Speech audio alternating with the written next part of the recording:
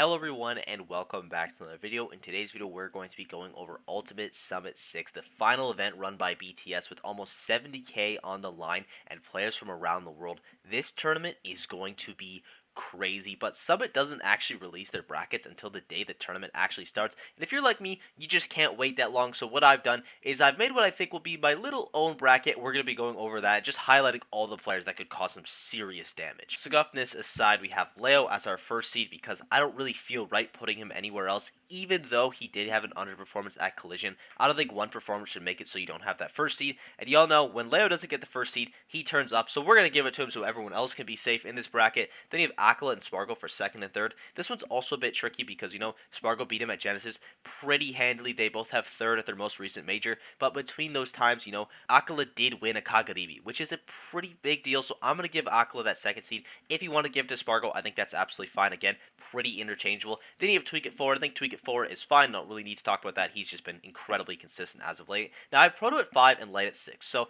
I do think that Light should probably be the 5th seed, but I think Tweak is definitely the 4th seed, and I don't want Light and Tweak to play again because they have played so many times recently, and it is a hype matchup to watch, but you want to see some new ones, and I imagine the players are wanting to play some new people, and I'm sure they'll meet each other later in the bracket because they're both going to go far, so we'll have Proto at 5th, as well as Proto being really hard to seed because, we haven't seen him at the top level of play in a really long time. He took a massive hiatus, glad to see him back, and he has been farming the smaller tournaments that he's been going to because, he is still that guy. So I think the 5th seed for Proto is fair. I think he's a very good player, definitely deserving of a top 8 seed at least. Then you have Riddles at 7th. He just won a super major, maybe should be a little higher. Then you have Gluto at 8th. Gluto's just unreal. Also won a pretty big regional last weekend. Mutace at 9th. We haven't seen Mutace at least at a major since Genesis, so I think this 9th seed for him is fine. Paulo Kage at 10th, I think is fine. Now I do have Paulo Kage over Kurama. I just think Kurama, he's had a rough past 2 tournaments, but his 3 before that were really, really good. So I am still going to be giving him that 11th spot, but Apollo Kage,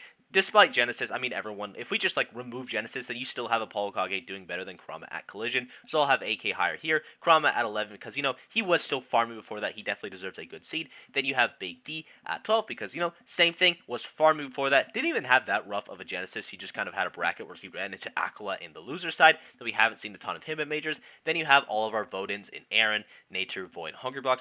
I think Aaron and Nature could be interchangeable as well because they've both been doing pretty well. Then you have Void at 15, and then of course, no disrespect, but Hungrybox at 16. Now for Pool A, we have Leo, Gluttony, Mutace, and Hungrybox. Now Hungrybox got a bit of a tough draw. He is the 16th seed, so it's always going to be a hard pool for him. But just to put it into perspective, he has to fight the winner of Genesis, the 2nd place finisher at Genesis, and a 5th place finisher at Genesis. And he's playing Jigglypuff, which is not a great character, but Jigglypuff does have rest, and if you're going to be one of these Goliath super top players, you're going to need to do it by abusing your win condition, and that is something that Puff can do. Though these aren't guys that you're just going to be able to rest over and over again, it's still going to be really hard work. Do I think it's impossible for Hungrybox to pull off an upset? No, I think he definitely can do it. It's going to be really, really difficult, though. As well as Leo, I'm very interested in Leo here, because I think if we're going to see the Meta Knight this tournament, it's going to be in the pools phase. I don't know who against specifically. My guess would honestly be either against everyone, because he probably just makes it out in Gauntlet anyway, or at least that's probably what he's thinking, or against Gluttony, because Gluttony, they've been trading sets back and forth,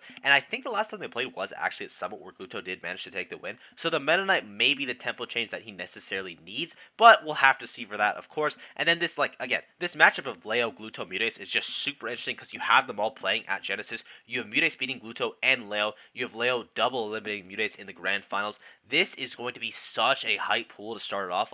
We have literally all of Genesis, and probably the biggest wildcard of the tournament. It's either Hungrybox or Nature, to be honest, because if Hungrybox beats any of these players, it is pandemonium. Now, Pool 2 is Aquila, Riddles, Apollo Kage, and Void. Now, for Void, it's a little bit tough because his first one is going to be against Aquila, and that's just not a great matchup for both Sheik, and he doesn't have a great history versus Steve in general. That's a little bit of a rough draw. Then you have Riddles, who did beat him at Genesis, though I think on paper that is a good matchup because, Sheik Kazuya, I think that is Sheik's favorite, though Kazuya, it's one of those things where it's yes, he does lose matchups, but he still hits you once and you die, so it's really scary and you have to play it very well. So we're going to have to see what happens there. Then you have Apollo Kage versus Void. I think Void is pretty good versus Snake, but also you need to be not only really good versus Snake, but you need to be playing cracked out of your mind to beat Apollo Kage. Kage because he has just been on such a tear recently. So none of these are impossible matchups for Wood. I think his hardest one is definitely Aquila. Riddles and Kage though, I could definitely see him doing that. Also interested to see if he plays just Sheik. It's probably going to be just Sheik, but maybe we see like Fox, maybe we see Pichu, maybe we see Joker. Again,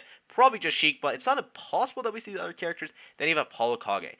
Kage versus Riddles. I swear I didn't put them in the same pool on purpose, but we get that Frosty Fausting rematch, and my lord, that's going to be good. I'm so excited for that. It's going to be a banger. I hope it happens. Then you have Kage versus Aquila, and I do think that Aquila and Kage, I think that's a set that could go AK's way. He has beat Quandale Dingle Dingleton in the past. I think he beat him at Collision, actually. Now, two very different Steve players, different caliber for sure, but Kage, he's shown that he knows the matchup. He is playing Snake, and I think Snake does decent versus Steve. All the stars, they aren't exactly aligning, because like when you're playing Aquila, the stars are never fully aligned, but I think Kage definitely can do it. Then he would have Riddles versus Aquila as our final matchup. Now this one, it's a little bit tough for Riddles. I think he's down 0-4 lifetime, and the first three sets were close, especially that third set. Really, really doable, but the last time they played at Let's Make Boost Miami, Aquila won pretty dominantly, so we're going to have to see if Riddles has some new tech for that. Maybe it's Kazuya, maybe it's Terry. I'm really curious to see what he pulls out, because it's going to have to be something different, because the last time they played, it didn't work. And then for Aquila as well, he's probably just going to come out first seed in this pool. Again, a couple players could be dangerous to him. I think Kage is probably going to be his biggest threat, but we'll have to see. For pool number 3, we have Spargo, Light, Kurama, and Natru, and this is kind of the mystery pool, because these guys have literally never played each other. You have Spargo and Light who have played, and Kurama and Spargo have played. Light, Kurama never played. Natru hasn't played a single one of these players,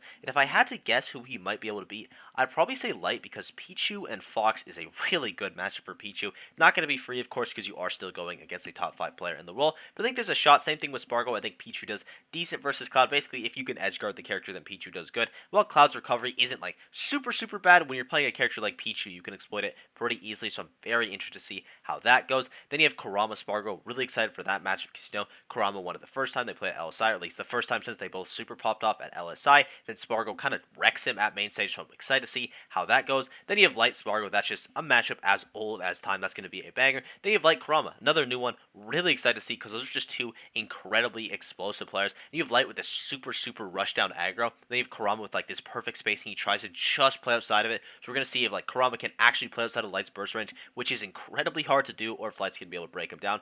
All of these sets are going to be an absolute banger, but I would keep your eye on Natru, because I think he could cause some serious damage. And our final group of Tweak, Proto, Big D, and Aaron, and starting off with Big D, he has a pretty polarizing pool, because he has Proto, which is probably the worst matchup he could have gotten here, because Min is minus 1 million for Ice Climbers, so that's a really tough draw. Then you have Tweak and Aaron, which is 2 Diddy Kongs, which you love, but unfortunately for Big D, they both have very big character pools. Tweak will probably use Sephiroth, Aaron will probably use Rob, so you're not getting the ideal matchup, but at least you're getting them off of their main character, which is at least a little bit of a bonus there, so not super favorable for Big D. Again, Proto's really tough. Tweak, he did lose to Sephiroth. Aaron, I'm not sure how that'll go, but at least you get them off the Diddy Kong. Then you have Aaron and Tweak in the Diddy Ditto. I think the last time they played, or maybe the first time they played, was at Summit, and Tweak did lose the Ditto the first time. I'm pretty sure he won it on the run back, but still, if we see that Ditto, there's potential that we have another big upset of Aaron over Tweak, because I doubt we'll see the Sephiroth, and I doubt we'll see the Rob in that matchup, just because Sephiroth isn't great, and Tweak destroys Robs. And then you have our final player of Proto. Now,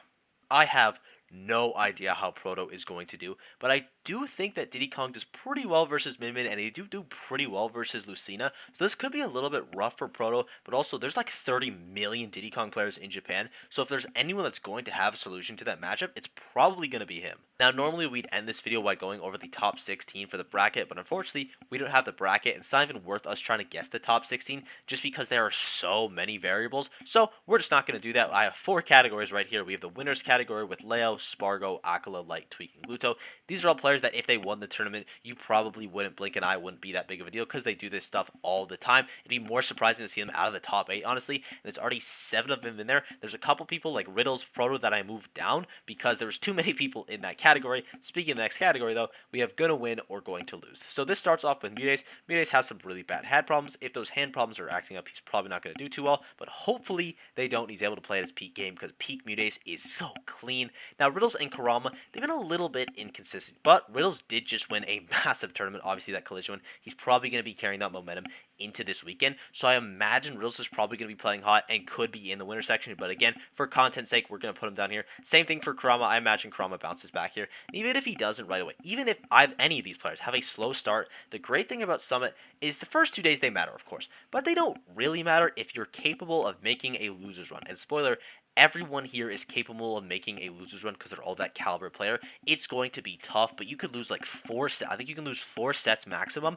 and you can still win the entire tournament. These players have a lot of time to fall back. They're not playing too well day 1 or 2. It's not that big of a deal. Then you have Proto as well. I think this is really important for Proto that he has time to warm up because he hasn't traveled in a while, and he hasn't been going to these massive tournaments with these caliber players. He's been going to some very stacked locals in Japan, but it's definitely not the same as like a Riddles, a Tweak, a Leo. So we're gonna have to see how he does, but then again, it is still Proto and NA, so he's probably going to farm anyway. And then our final one is Big D. Now, Big D is just solely matchup dependent because he either runs into a Fox, a Diddy Kong, a Sheik, or he runs into like a Min Min. Maybe he runs into an MK Leo who's playing like Joker or Byleth or something. There's some really, really bad matchups for him, really good ones. Spargo as well, that's another tough one. So, depending on how the matchup spread goes for Big D, he could do very well or very bad. Then you have Gonna make an upset. This is Nature, Void, Air, and Apollo Kage. These three are all players that I feel like are just like, they're kind of the underdogs going into the event because, you know, they are the Vodens, but they're all the caliber players that could make some upsets, as well as having a couple good matchups in their pool that they could just make right there. And Apollo Kage, I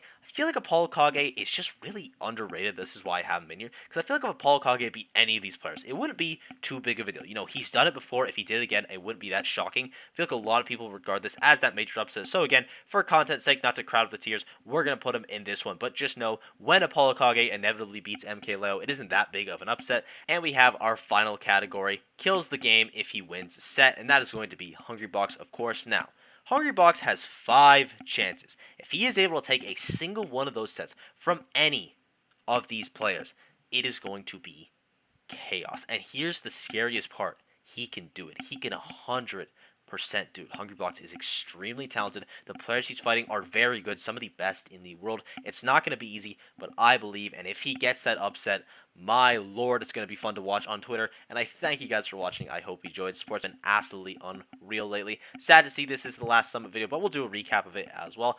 Please, just watch this tournament. It's going to be a great time. And yeah, thank you guys for everything. Sport's been absolutely unreal lately. And I'll see you all in the next video. Bye-bye.